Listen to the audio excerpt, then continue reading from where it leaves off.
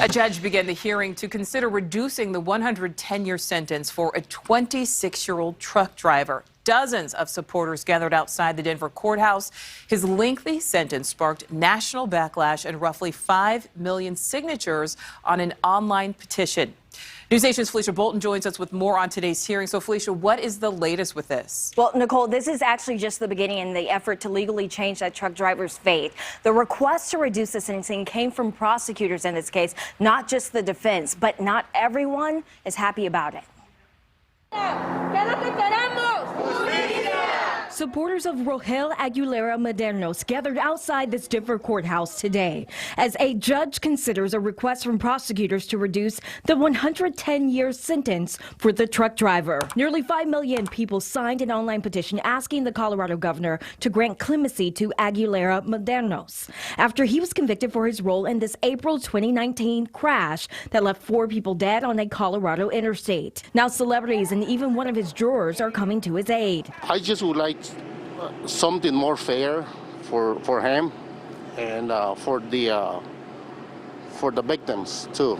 I know it's hard for the two parts. Today, prosecutors are asking a judge to consider a revised sentence between 20 and 30 years for that 26-year-old. Less years than 110. I'm a truck driver too, and anything can happen in the world. Jurors found him guilty on 27 counts after crashing his big rig into stalled traffic on I-70.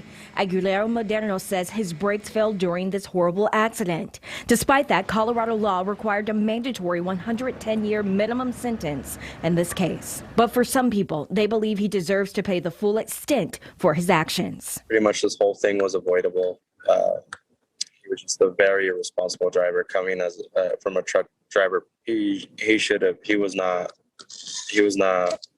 ready to take on those responsibilities. He's just way out of his league. I think that the big thing that currently nobody is addressing, although it was addressed largely before the trial started, and it was kind of the focus of every news report before the trial started, was he didn't take the runaway truck grant.